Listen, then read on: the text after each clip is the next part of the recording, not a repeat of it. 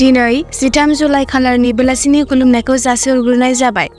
हादरनि रादाबाव नोंथांमोन बयखौबो बरायबाय। अन्नानै हादरनि रादाब चेनेलखौ लाइक आरो साबस्क्राइब खालामना हो। दानिया फैदो दिनैनि रादाबनि हेडलाइन्सआव। सेथियाव मोन 40 बस्ता बुंजासे सिखावै लाबोनाय बारमि सुपारिखौ श्रीरामपुराव पुलिसआ जाफुंसारै जब्द खालामनो हादों। सिमुलटाबु आउटपस्ट पुलिस हान्जानि सिग्रोमनायाव बरपेटा जिल्ला हावलिनिफ्राय सिखावै ASC BC-0922 नम्बरनि गंसे ट्राकआव मोन 40 बस्ता बुंजासे बारमिस सुपारि एबा बारमिस गय लाबोनायखौ गसाइगाव महकुमानि सिङाव थानाय श्रीरामपुराव हमनो हायो। मिथिनो मोननाय बायदिब्ला बे बारमिस गयखौ सोनाब बेंगलसिम लांनो नागिरदोंमोन। बे मोन 40 बस्ता बारमिस गयनि बेसेना 25 लाख रांसिम जानो हागौमोन होन्नाबो मिथिनो मोनो। सिखावै लाबोनायनि अजदआव ट्राकनि ड्राइभार जहिरुल आरो हेन्डीमेन रफिकुल मोनखौ पुलिसआ हमो। नैथियाव सनितपुर जिल्ला आरो बिश्वनाथ जिल्लानि बर' रायजो राजाफोरनि थाखाय गोजोनथाव खौरां। जोङो मिथियो दि थांनाय 2020 मायथाइ जानुवारि 27 खालाराव बर'फोरनि गेजेराव 3थि BTRग गोजोन गोरोबथा जादोंमोन।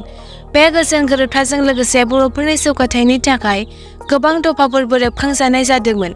बे दफाफोरनि मोनसे दफा 3.1 बे दफाया दिनै जाफुंसारनायनि लामायाव।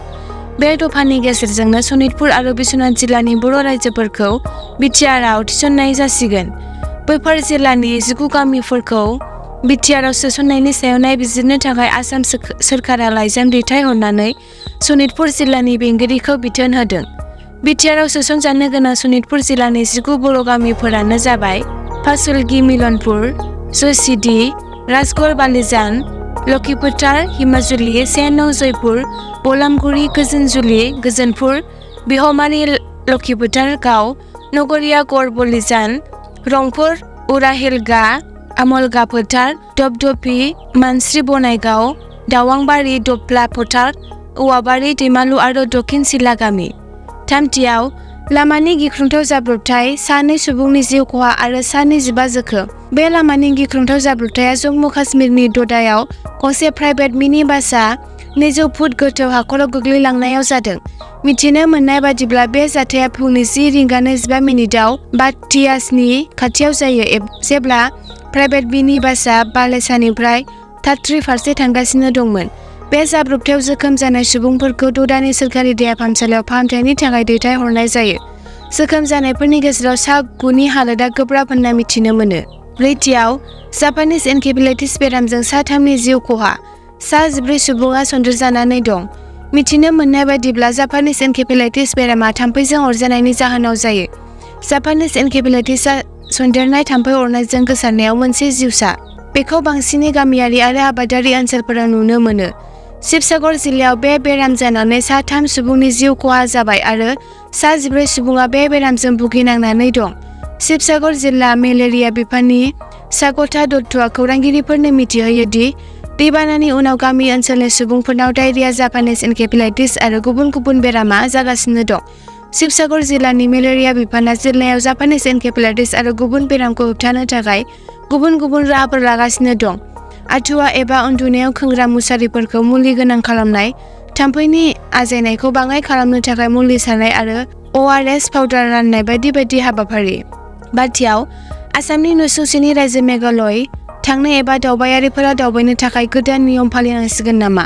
अल खासे टुरिस्ट टेक्सि एस'सिएशनआ गावसोरनि जाहोनखौ आवगायहोनो थाखाय टुरिस्ट मिनिस्टार पल रिंगडहखौ लोगो हमनानै गांसे गोसोखांलाइ एबा गावसोरनि दाबिनि आर'जलाइ गथायदों। अल खासि टुरिस्ट टेक्सि एस'सिएशननि दाबियानो जादों दि मेघालयनि सिङाव थानाय गुबुन गुबुन दावबायारि जायगाफोराव मेघालयनि गारियाव गाखोना दावबायनाय, गुबुन रायजोनिफ्राय थांनाय गारिखौ मेघालयनि बै समायना दावबायारि जायगाफोराव हाबनायखौ होबथानाय। मेघालयनि टुरिस्ट टेक्सि एस'सिएशननि बेफोर दाबिखौ मिथिनानै आसाम सोरखारनिफ्राय गनायथि मोननाय अल गुवाहाटी टुरिस्ट टेक्सि ड्राइभार इउनियननि टेक्सि ड्राइभारफोरनाव मोनसे दावराव-दावसि सोमजिहोदों। गुवाहाटीनि ड्राइभारफ्रा बेफोरबायदि दाबिखौ माब्लाबाबो गनायजाथाव नङा होननानै खौरां बिजोंनि गेजेरजों मिथिहोयो आरो बुंबावो दि बिसोरो बिब्दि खालामोब्ला जोंखौ थिग बिब्दिनो खालामनांगोन होननानैबो बुङो। उनाव जाहाथे बिब्दि दाजाथों, मोजाङैनो सोलिलांनो हायो गावजों गावनि गेजेराव होननानैबो फोरमायो गुवाहाटी टेक्सि ड्राइभारफोरा। दथियाव दुखुनांथाव जाथाय, फरायसालिनि न' बिल्डिं गोलैनायाव सा 22नि जिउ खहा। बे दुखुनांथाव जाथाया नाइजेरियानि सेन्ट एकाडेमि फरायसालिनि न' बिल्डिं गोग्लैनायाव जायो। बे जाथायाव जिउ खहा जानायनि बांसिना 15 बोसोर बैसोनि फरायसाफोरमोन, जेब्ला बिसोरो फरायसालियाव क्लास लानो फैनायनि दसे समावनो जायो। बे फरायसालिया मोननै थाखोनि बिल्डिंमोन होननानैबो मिथिनो मोनो। बे जाथाया मैया फुंनि समाव जादोंमोन।